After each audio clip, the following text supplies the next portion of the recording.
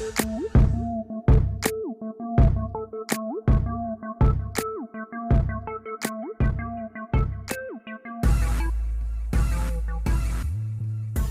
saya mencoba untuk menjelaskan tentang hutang KPR ya.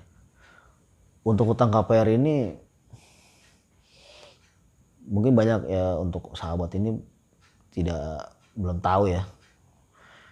Jadi biasanya bunga yang dipakai di bank itu biasanya bunga efektif atau banyakkan anuitas ya, dimana bunganya itu dari besar dia menurun. Itu lumayan besar bunga KPR ya. Jadi coba aja dihitung, misalnya kalian hutang 500 juta per bulan.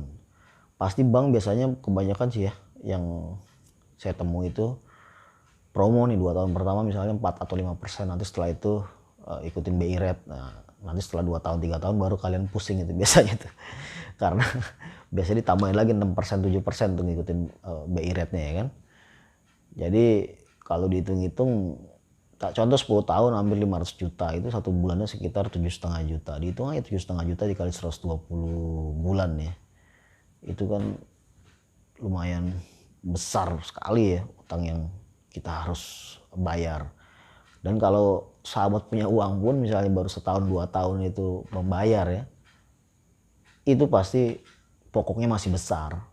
Karena ketika dikasih jadwal angsur ketika akad, itu biasanya bank itu tidak memberikan rincian. Misalnya angsurannya 7,5 juta, itu nggak pernah dikasih tahu. Umumnya ya, saya bicara umumnya nih, tidak diberikan informasi bahwa dari 7,5 juta itu misalnya bunganya 6 juta, pokoknya 1,5 itu nggak dikasih tahu. Atau misalnya bunganya 7 juta, pokoknya cuma 500 itu nggak dikasih tahu. Padahal itu porsi bunganya besar sekali tuh.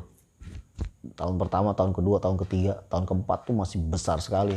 Nanti udah mau habis ujung-ujungnya baru tuh pokok semua lebih besar. Porsinya bisa 80-90%. Kalau udah mau selesai ya, kalau awal-awal biasanya tuh bunganya tuh bisa 80-90% itu dari nilai angsuran yang kita bayarkan gitu kan. Lalu bagaimana kalau kita misalnya mau punya rumah gitu kan. Oke, untuk rumah itu kan harganya naik terus ya katanya kan. Tapi lagi keadaan pandemi corona ya, sekarang lagi pandemi corona begini, lihat harga properti banyak jatuh semua itu. Harga yang harusnya 700, banyak orang jual 500 atau jual 600 ya. Jadi harganya dia turun karena memang lebih banyak yang jual daripada permintaan ya. Nah, kalau untuk membeli aset itu memang pasti saya selalu diajarkan dulu itu, dan memang betul ya, location, location, and location itu 3L ya, 3L, location, location, dan location.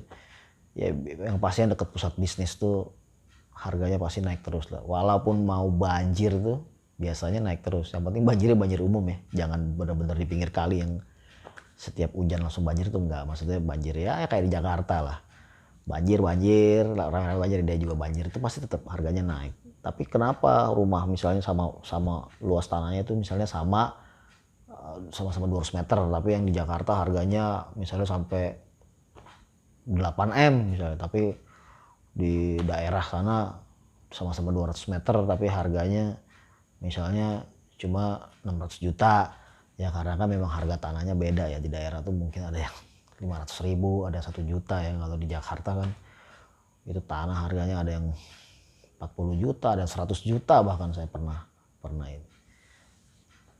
Nah, nanti kalau misalnya mau akad itu diperhatikan juga, dicoba diminta itu untuk bunganya. Kalau memang mampu sih ya beli cash gitu kalau mampu kan.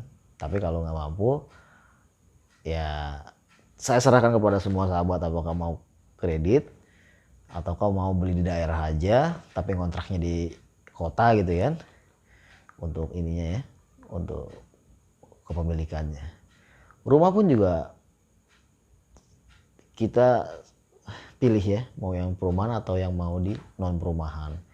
Kalau di perumahan itu kan kita memberikan untung double ya, kepada si developer juga kita kasih untung, kepada bank juga kalau kita KPR kita kasih untung. Jadi makanya harga di perumahan itu dia sudah mahalnya sudah sekitar 2 kali lipatnya ya dibandingin rumah yang non perumahan, karena kan harga tanahnya juga sudah di up lah ya sama developer, karena developer juga cari untung kan.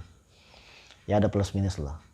Plusnya kalau di perumahan itu kan biasanya dia, apalagi yang klaster tuh, dia lebih apa ya, lebih aman, biasanya ada security yang jaga gitu. Kalau di perumahan kan ya kalau kita mau dijaga ya kita bayar sendiri tuh security-nya kan, ya enggak. Dan kalau misalnya yang di perumahan macet juga kan, misalnya udah nggak bisa ngangsur lagi juga kan, itu kita bisa dilelang ya rumahnya ya, dengan setelah di SP1, SP2, SP3 pengadilan lelang gitu kan. Dan itu ya banyak yang sakit hati lah kalau misalnya sudah sampai macet lah. Lebih baik buru-buru dijual, take over, ditutupin lah, lebihnya diambil gitu kan. Oke, tadi KPR. Setelah KPR banyak ya, ada lagi yang modelnya itu, oh ya, KPR juga banyak tempo ya, ada 5 tahun, 10 tahun, 15 tahun. Ada juga beberapa bank 20 tahun. Jadi sahabat bebas pilih yang mana, tapi dilihat juga usianya ya. Kalau usia udah sekitar 45 gitu, biasanya kalau kerja tuh cuma dikasih 10 tahun, karena kan batas pensiun di Indonesia itu biasa 55 atau 58 ya. Jadi jangan misalnya umur 50 minta kerja nih, misalnya pegawai gitu, minta 15 tahun nih, biasanya nggak dikasih tuh sama bank. Jadi ketika lunas itu posisi usianya tuh di 55 atau 58 untuk pegawai, kecuali untuk yang wira swasta atau usaha ya.